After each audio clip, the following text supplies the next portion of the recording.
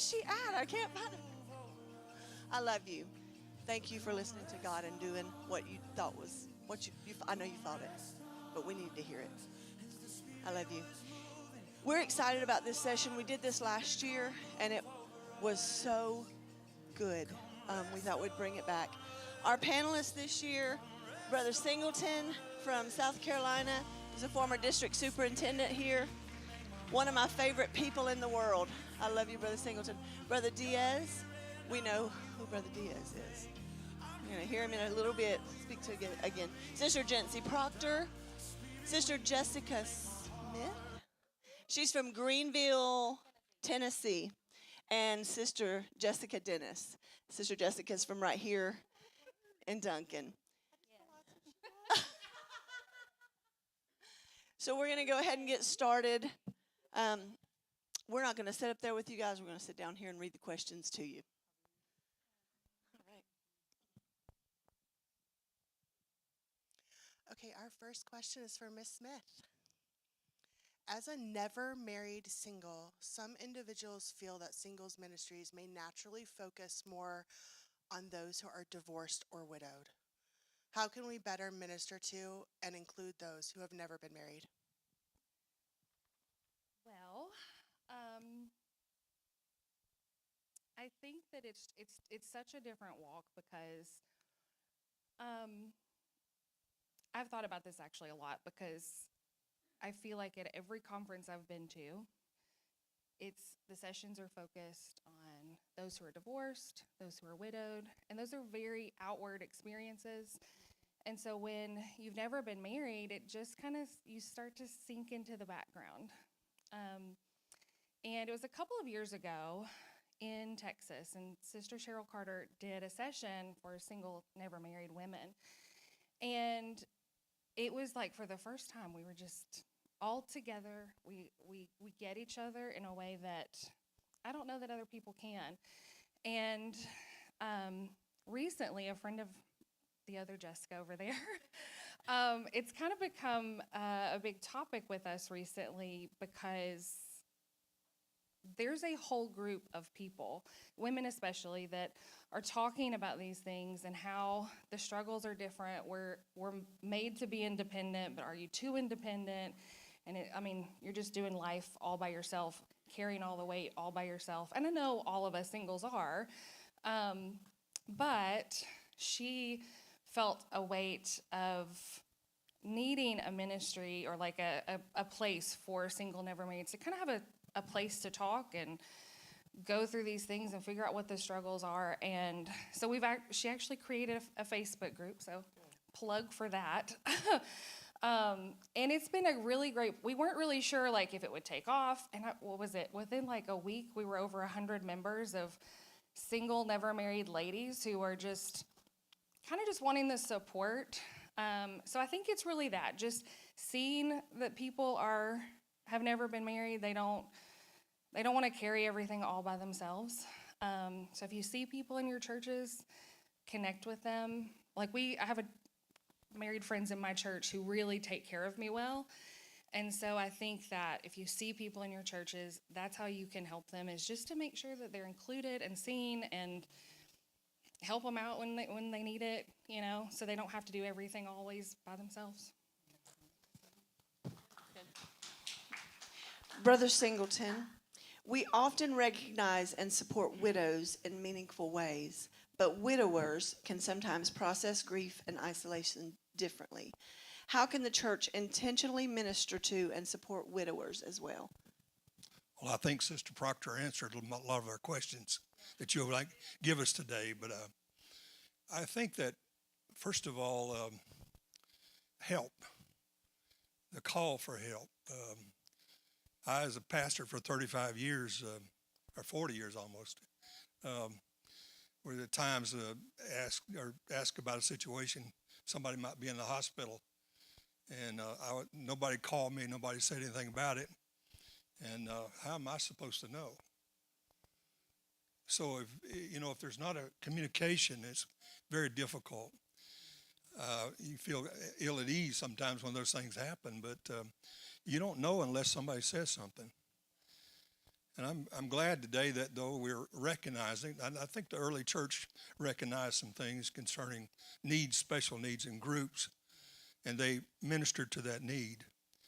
And I'm glad today the churches are rising to that occasion to also help in this area, because it's seemingly quite heavily populated. We need more people involved in helping. And grief is a tough situation. It's one of those things you have to go through. But I want to tell you today, the church is with you. The church is with you. And not only is the church with you, I think one of the greatest things that can help all of us is to be a worshiper. If you worship God, a lot of these questions and these things that you have on your heart, especially with grief and going through things, worship will do a lot of good for those things that bother us so much. We need to be worshipers. Sister Proctor, divorce and remarriage are a widely debated topic throughout the church. Can you live out a different belief on this matter than your pastor holds and still be submitted to spiritual authority?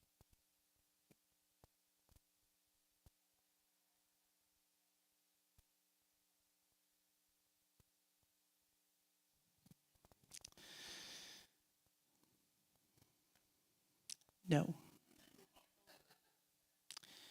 If your pastor believes that marriage and divorce and remarriage is not biblical, and that is what your pastor says, if that is your shepherd, you be obedient to your shepherd. End of story. I know I got some kickback on that. But here's what's going to happen. If you will be obedient and submissive to the man of God, God will move upon that man of God. Example, my dad told me all my life, women don't belong in the pulpit. Why are you calling me to this if my daddy says I don't belong in the pulpit? I stayed submitted and I stayed obedient. I got up underneath my pastor, and my pastor said, you belong in the pulpit. And I was like, well, you're going to have to work on my daddy. God did. God worked on my dad. Was I disobedient to my pastor and didn't do it? No. But I asked for prayer for my dad's mind to be opened if that's what my pastor wanted. God moved upon the man of God, and my dad is one of my biggest supporters today. Called him this morning in the car and said, Daddy, I need you to pray for me. And he's like, God is going to move. He's going to move. Be submissive and obedient always. That's all I got to say. Thank you, Sister Jency. Sister Jessica Dennis, what do you do with prayers that seem unanswered, resulting in persistent feelings of disappointment and loneliness? How do you guard against that bitterness? How did I know that was the one you guys? Okay. So I think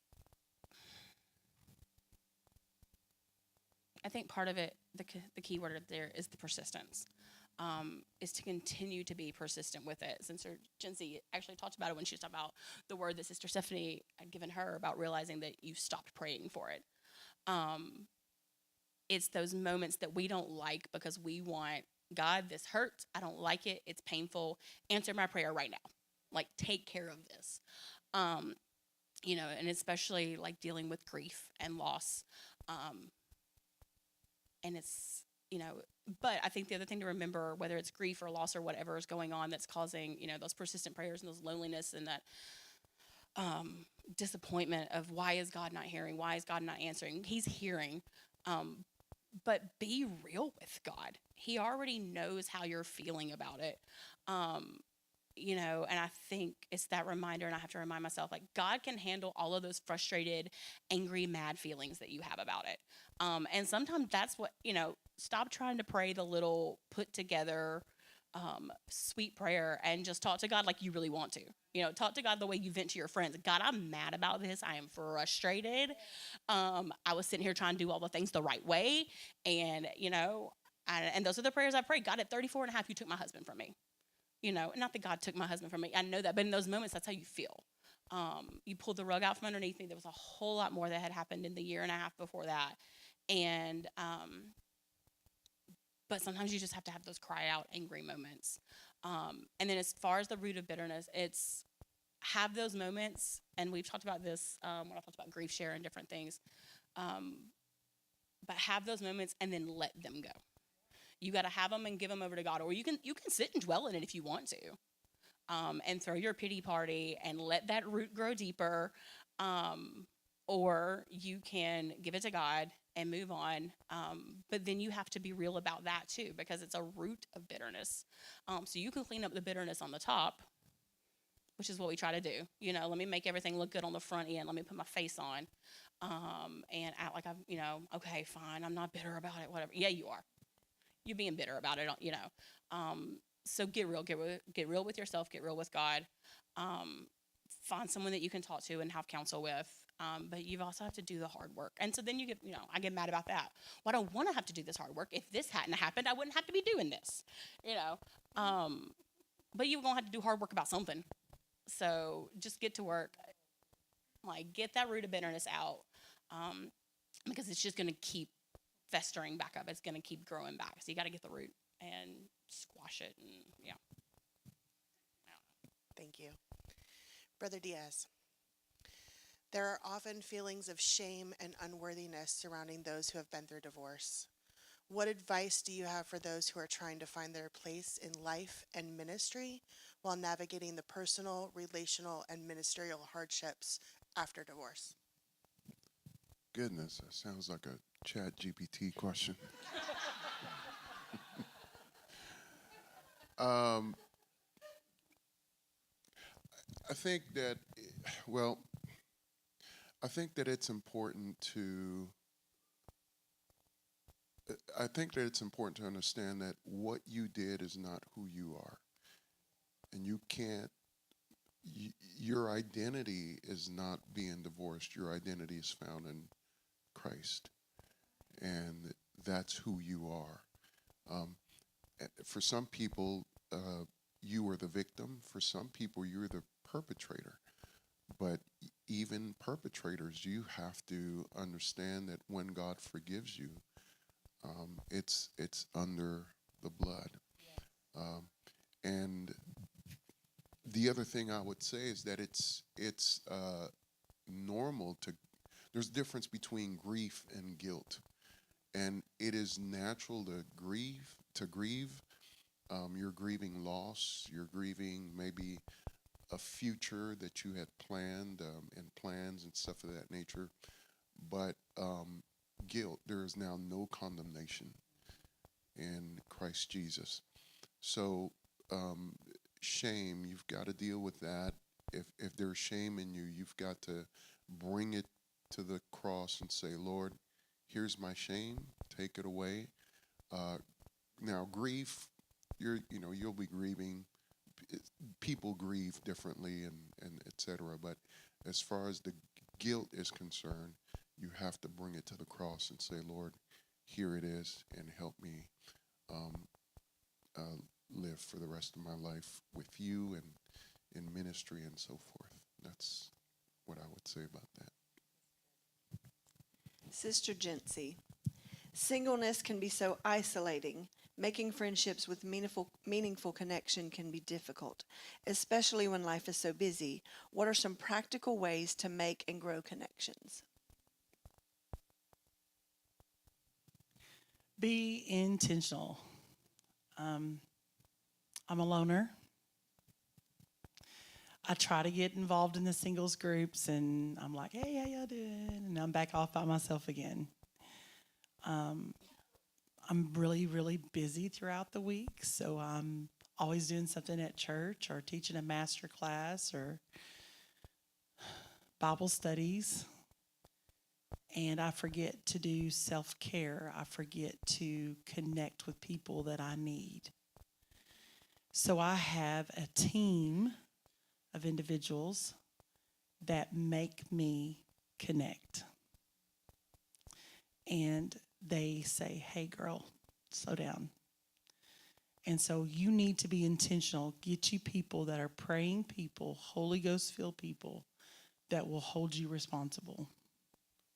They will hold you responsible for your prayer life, for your everyday life. I'm bad about not taking care of myself physically. I've started on a weight loss journey I was telling you about, because it's not healthy for my temple. Okay? I like Krispy Kreme donuts, but I don't need to have a steady diet of them. Find you friends that will hold you accountable. You cannot be a loner and be effective in the kingdom. You will die in isolation. You will die not only just spiritually, but you will die physically. We have to have connection.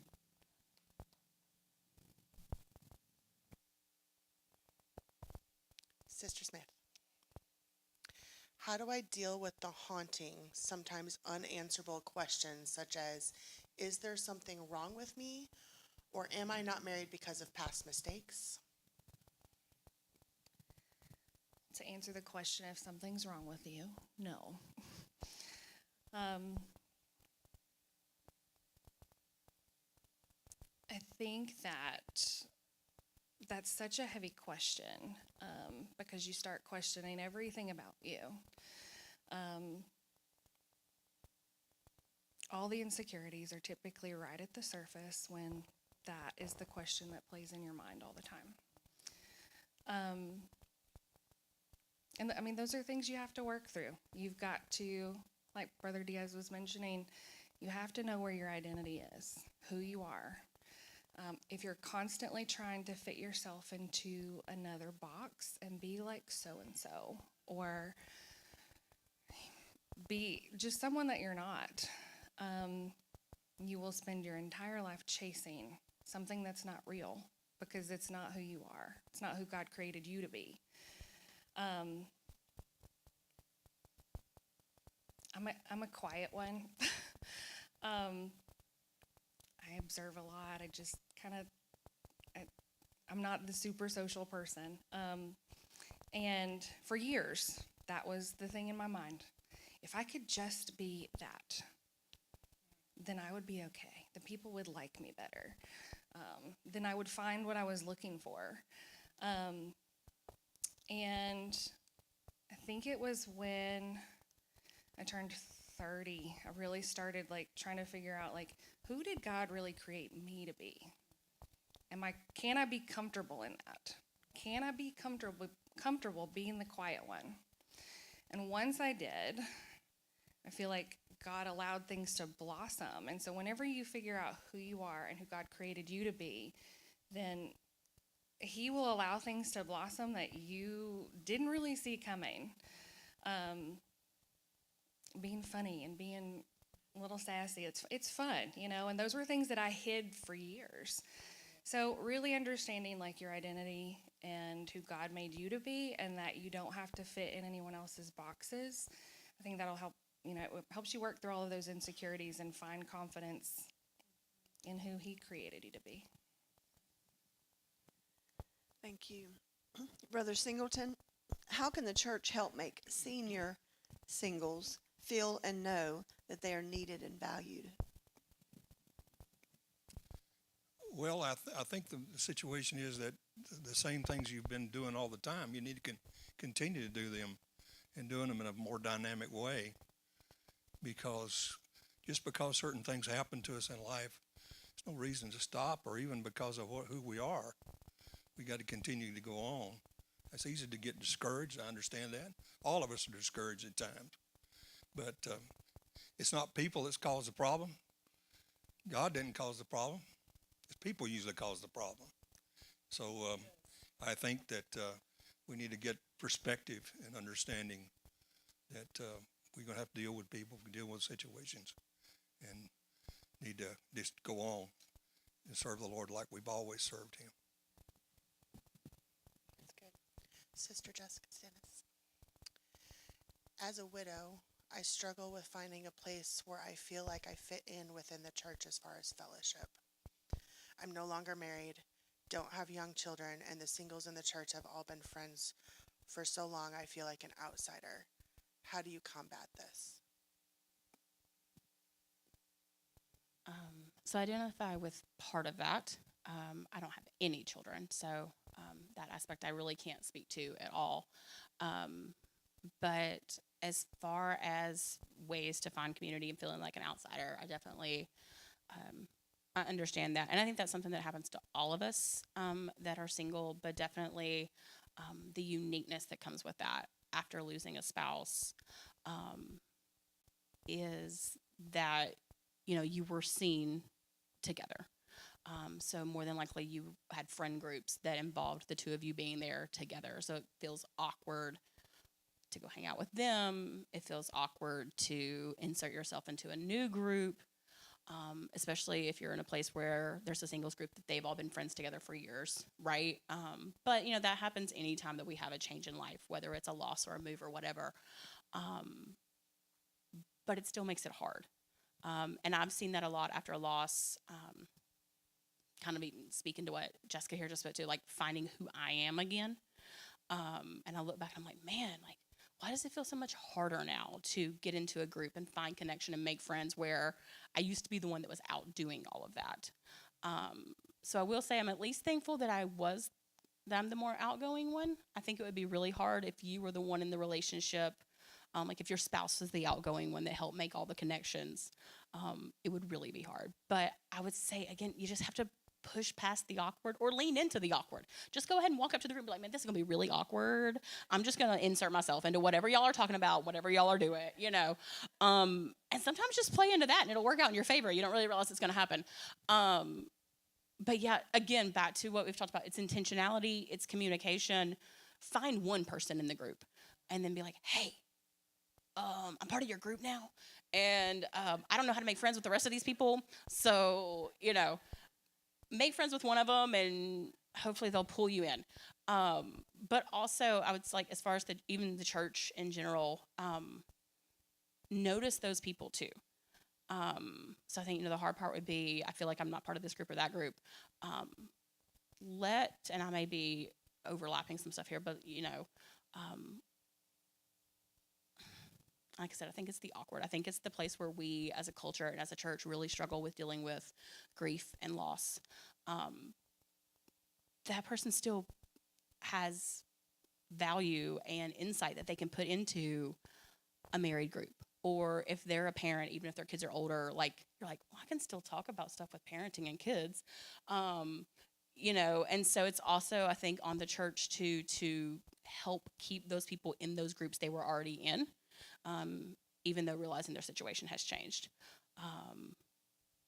Like as a widow, there are times that I, may not want to talk about it, but, a lot of times people are like, I don't know, does she want to talk about her husband? Does she not want to talk about her?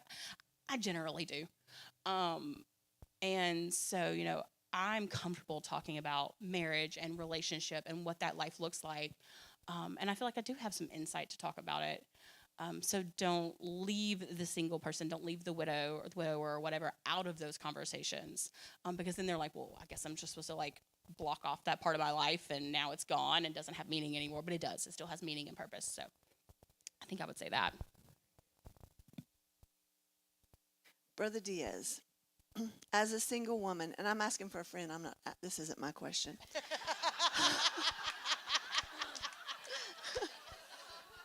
Just so you know, as a single woman with no children, considering dating a man that has kids, what are some things I should pay attention to, be aware of, or ask about before getting serious? When many people say, well, I'm marrying you, not your family. And that is an awful way to look at it. You're marrying the whole shebang.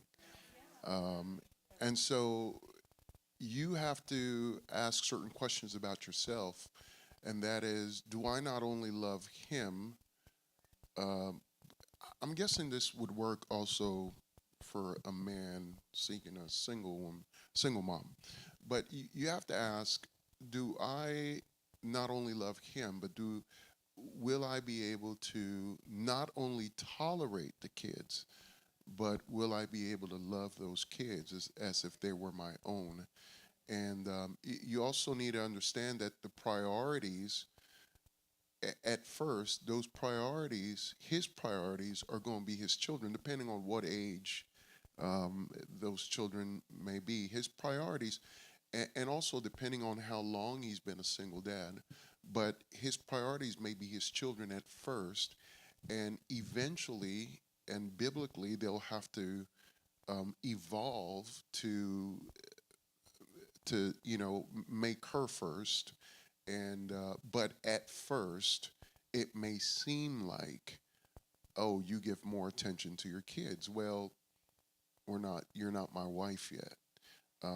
Once you're my wife, I'm going to have to learn and pray about switching my priority of needs so that you are at the top. But that's in that's as we progress. So yeah, I think that's what it is. I think it's and then also you have to ask him questions about his own dynamics. One of the things that scares me to death, well, not anymore because my kids are grown, but that scared me to death at one point was, in our home, we had a certain type of dynamic. It was the most peaceful home you could find. There was no drama whatsoever. As I said yesterday, we're dudes, and there is no drama whatsoever. We grew up kind of like the three best friends, and I've never ever heard my kids have a fight, not once, ever. I've never heard them fight. I've never heard them argue. We're very drama free. So the thought of bringing someone into our dynamic who was going to change everything really scared me a lot. And that was every time someone would kind of get close, I'd kind of look at my boys and think, this is probably not going to work. And if she was a single mom and bringing kids into our dynamic as well, there's a pretty famous person whom for a little bit we started getting to know each other. And I remember she's got several kids. She was a widow. And I brought the conversation up to my kids. And my kids looked at the pictures. And this is something, you got to understand that the dynamics are who we are. But my kids looked at me and said, Dad, you're free to do whatever you want. And we'll support you and we'll trust you. But I'm going to let you know now, if those kids come in here, we're going to flame them. And so you have to understand the dynamics of it as well, culturally speaking. And then I just kept looking, and she was all good.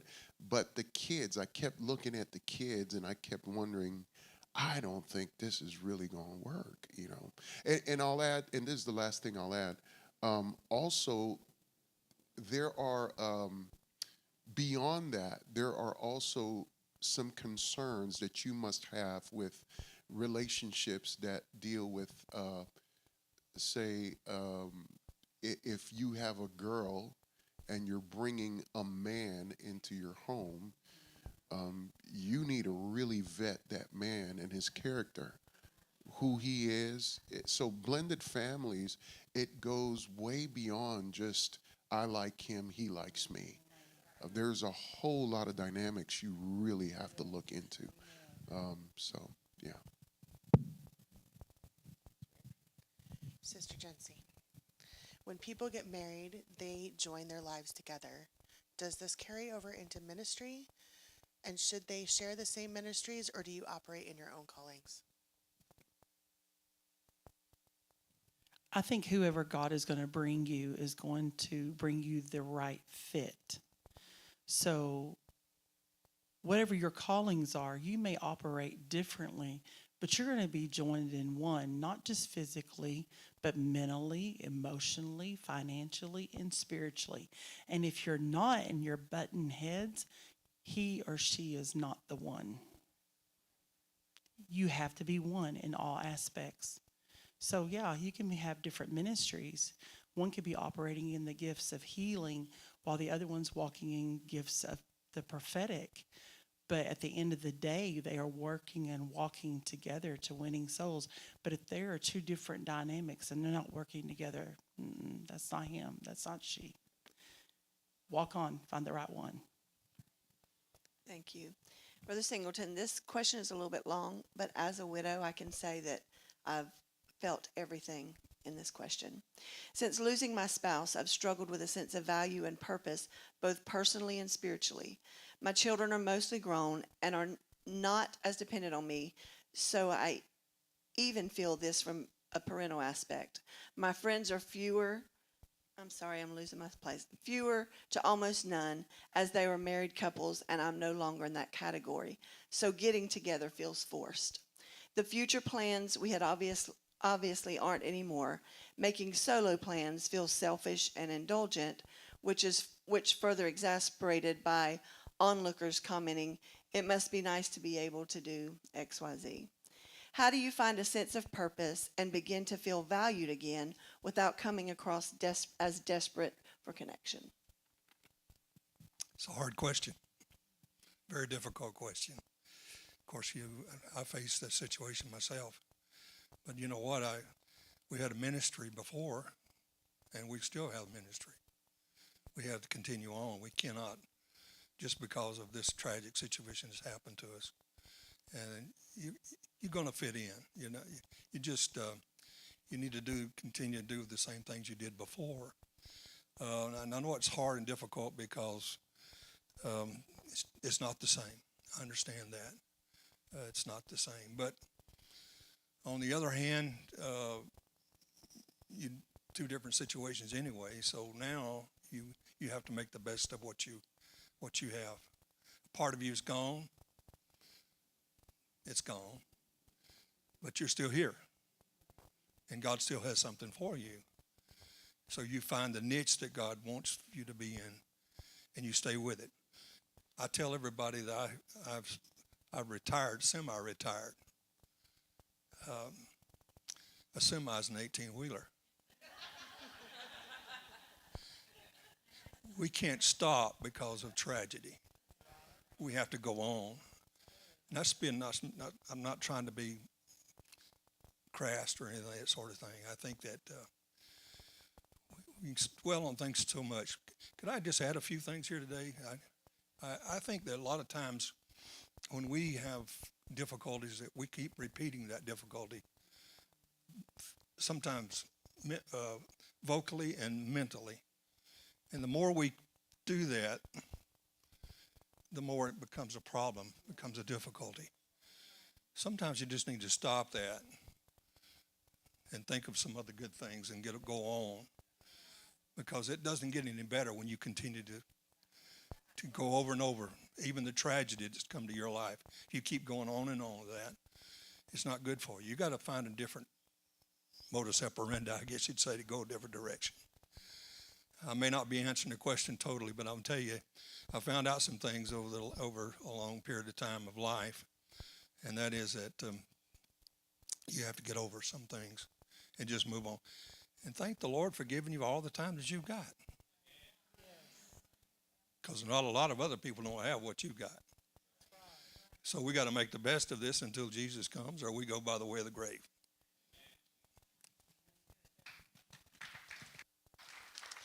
Sister Smith, what advice would you give to a never married single who did not grow up in the truth and may sometimes feel out of place in a church culture that strongly emphasizes marriage and family life? How can they navigate those feelings while still finding connection, purpose, and belonging within the church body? I wasn't raised in church. I got in church when I was 23. So it's always kind of hit home. And my family's not in church. So you have the double whammy of no spouse and my family's not in church. So you're doing a lot of things solo. Find people in your first, get connected, get rooted, do the things, to learn and form your own, form your own foundation in God where you know what you believe, you know what you stand for. Past that, you have to find people that you know that love you, that you can go to, and they are your family. They are the people. When the pastor says, "Go to the front with your family to pray," that can feel crazy. They can't read your mind any more than you can read theirs. If you step up with someone that you know that loves you, they're going to grab you right by the hand. If you want to go out to lunch, ask somebody.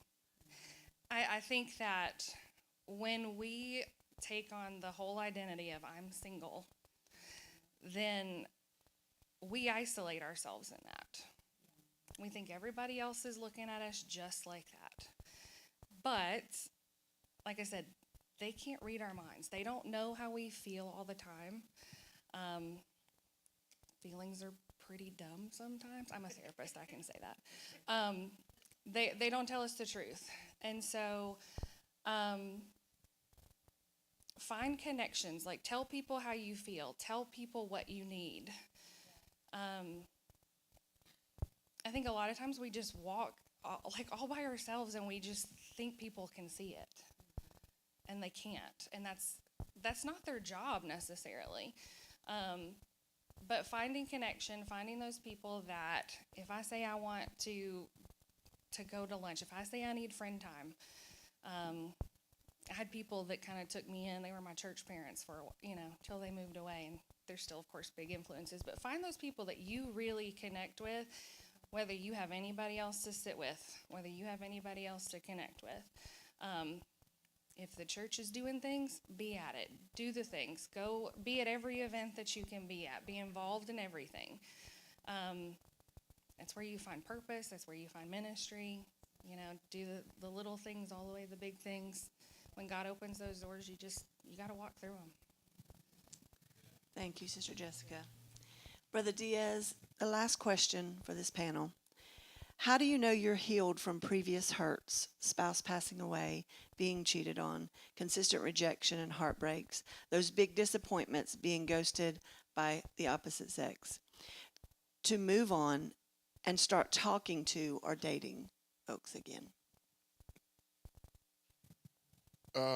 So I got these questions early this morning, and particularly this one, I went in my notes and I just started writing some stuff because I first wanted to make sure that I knew the answer to that for me before I would share it with you. And these are some of the things that I wrote.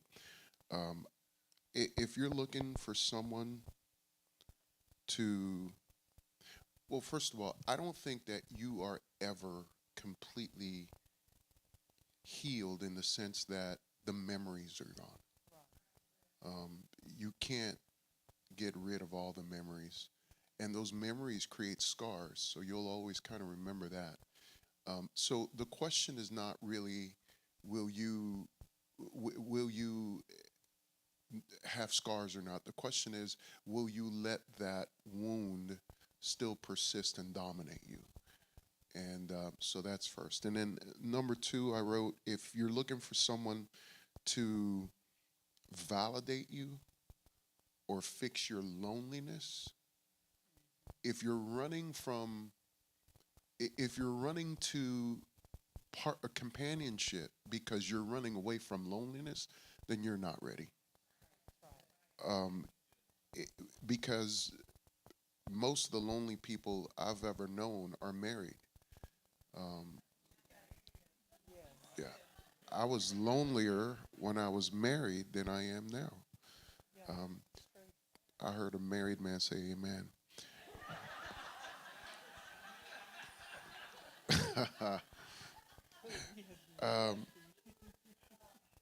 So Now, another thing I wrote here, that when you're talking to someone, if every conversation, if you notice that every conversation you have is filtered through suspicion or fear or comparison, you start comparing that person to your ex-spouse, which is absolutely not fair on this new person coming in, then you're definitely not ready. If you find yourself still dealing with resentment from your old relationship, and bitterness, and you can't seem to talk about it without gritting your teeth, and I have people like that. They'll tell you night and day. They'll tell you every day, no, no, no, no, I'm over that. And then someone brings up something from about their ex-husband or and it's they'll go through a whole 3 hours of, and you got to tell them, hey, can you calm down? There's some stuff you're still not over, apparently.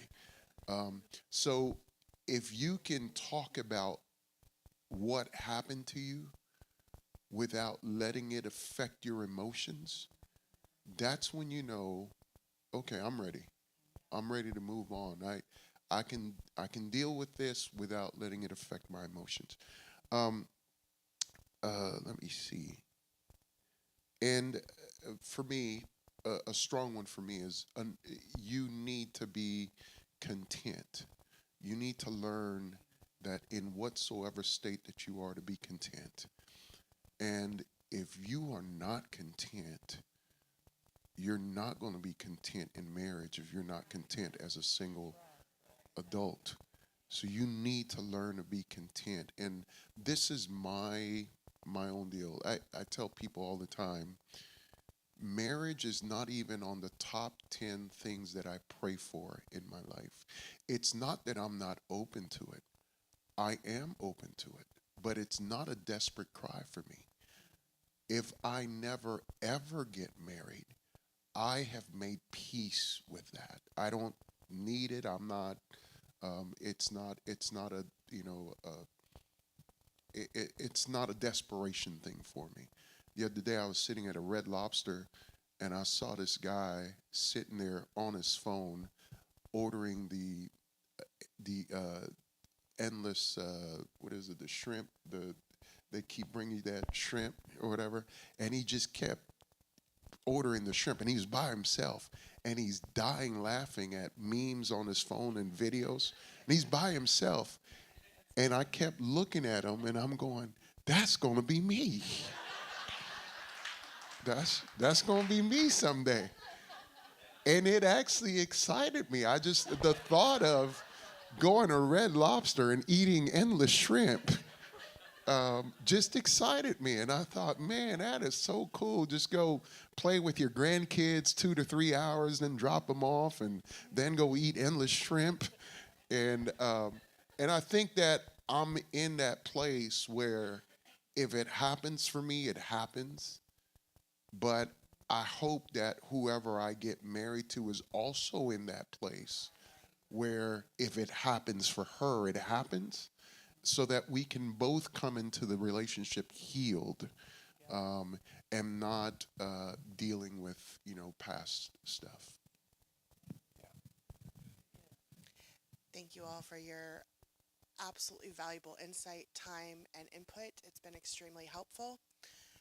I just want to tell everybody thank you for submitting questions. We had 58 questions submitted for this panel today. And we had to whittle it down to 15. If you feel like your question wasn't covered, there's an outlet in the singles group for you to start posting your questions and get feedbacks from our community. And there's valuable answers in those groups, and I highly recommend that you do so. We're going to take about 5 minutes and put the platform back together, and we will start back with worship.